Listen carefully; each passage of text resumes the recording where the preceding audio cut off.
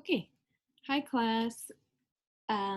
Seeing as we didn't have as much time in class to go through 9.2, I'm going to make chapter 9.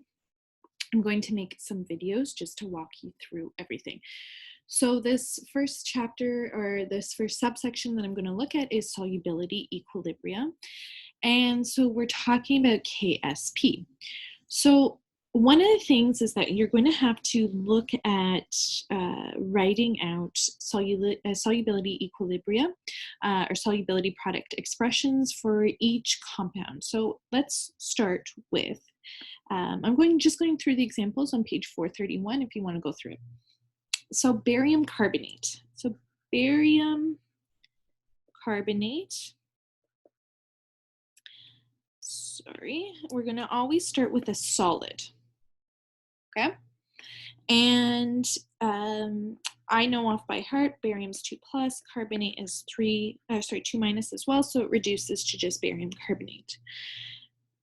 You don't have to include water in the solubility equilibria, solubility product expression, but what you are showing is that it's going to dissociate to barium 2+ aqueous plus carbonate 2- aqueous, so that when you're writing your KSP, remember this is a heterogeneous equilibria. So this solid, guess what? It's not going to participate at all. So you're just looking at the concentration of barium and the concentration of carbonate, and you should be diligent and put in aqueous and aqueous. If you remember the solubility guidelines from grade 11, you will see that everything that we're discussing within this unit are things that are normally deemed insoluble or low solubility. It's because we're dealing with things that have very, very, very small KSP values. So this is barium sulfate's solubility equilibria expression. The next one is calcium iodate. So again, it's starting off as solid. Take a second, write it out.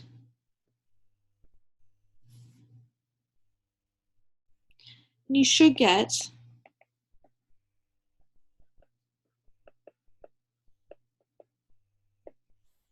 this, okay? 2, don't forget your coefficients. So that when you write your KSP, you're taking your concentrations of calcium, you're leaving it alone, but then your concentration of iodate, it's going to be squared. Not only is it going to be double the concentration of calcium, it's also going to be squared in our solubility product expression. And then the last one is copper 2-phosphate. So when we are crisscrossing, we're going to get something that looks like this. We love, chemistry teachers love this because we actually have some coefficients to work with. So we have 3 copper sulfates plus 2 phosphates. So then when we write our solubility equilibrium, or sorry, our solubility product expression, we're going to have, again, the concentration of copper to the power of 3, then the concentration of phosphate to the power of 2. And these are going to be very, very, very tiny numbers.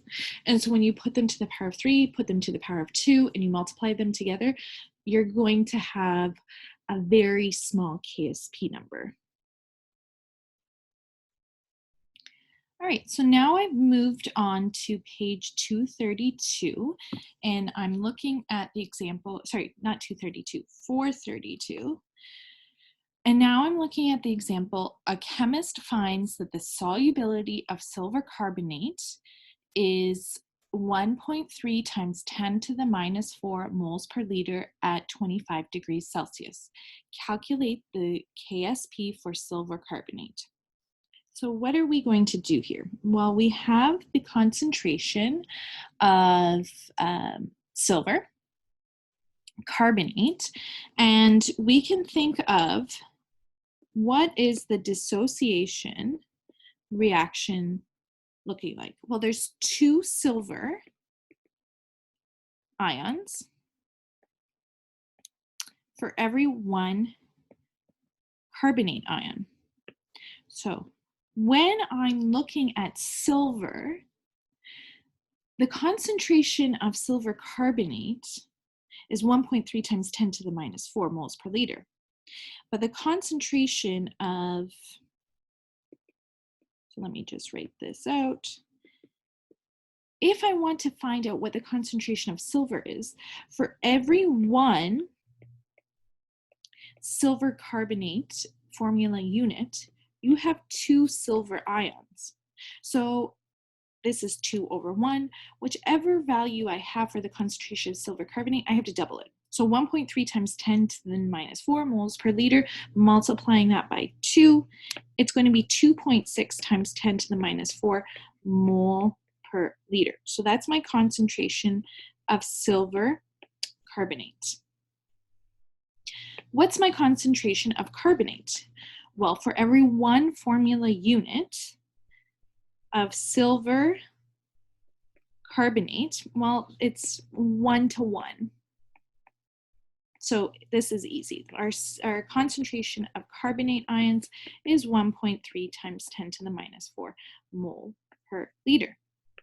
So when we go back to our KSP, I'm going to take my concentration of silver and I'm going to square it. And then I take my concentration of carbonate and it's just to the power of 1. So if you remember earlier, I was saying that not only are we doubling the concentration, or like the number for silver is going to be doubled, it's also going to be squared. So in here, I'm going to have 2.6 times 10 to the minus 4 squared times 1.3 times 10 to the minus 4. And we're leaving KSP as, we're leaving it unitless. Multiply this all together and you get 8.8 times 10 to the minus 12. Okay, so our KSP for silver carbonate is 8.8 times 10 to the minus 12. What does that mean? Well, products are not favored compared to reactants because we have a number that has an exponent that's less than 1. And so this means that silver carbonate does not favor dissociation. It really wants to stay together and doesn't, oh, I'm sorry guys, and doesn't want to dissociate.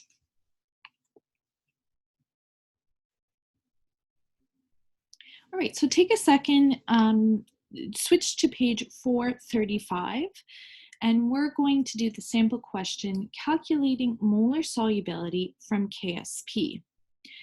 So the problem that they gave us is lead 2 iodide films are being investigated for their usefulness in X-ray imaging.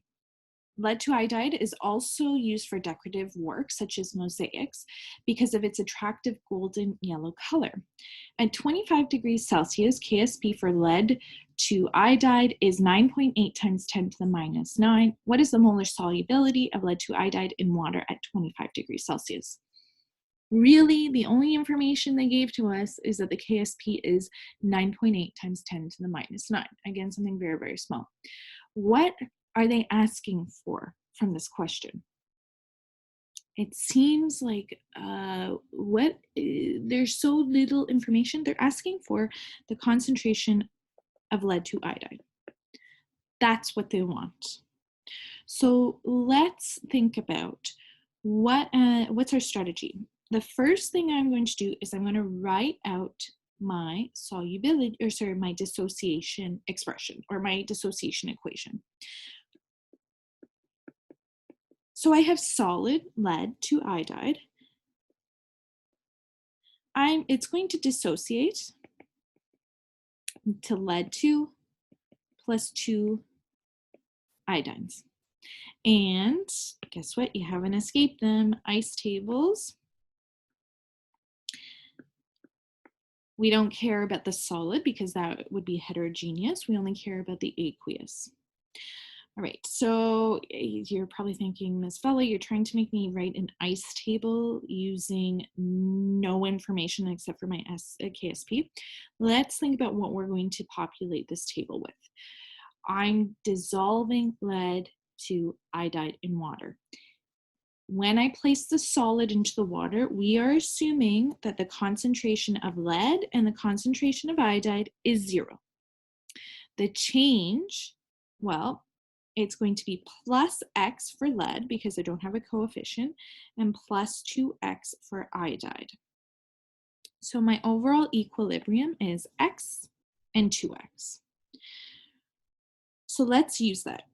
My KSP now, it's meant to be lead 2 plus times the concentration of iodine squared. I have all the information now. I have the fact that my KSP is 9.8 times 10 to the minus 9. Did I say 8 up here? No, I didn't. 9. Okay. Equals x times 2x squared. Okay. So make sure that whatever your coefficient is here, it's also your exponent. Let's do some algebra in our head. 2x squared is 4x squared times x. We're going to have 4x to the third equals 9.8 times 10 to the minus 9. And I'll go through this math, but I'm hoping that you guys got me, or, you know, I don't need to really go through all this. But if you were to do this all in your calculator, we're going to divide this by 4 and not square root it. We're going to cube root it. So make sure you use that correct function, and I get x equals 1.3 times 10 to the minus 4. No, minus 3. And you're thinking, great, I have x. I have no idea what that means. Okay. Do you see how in this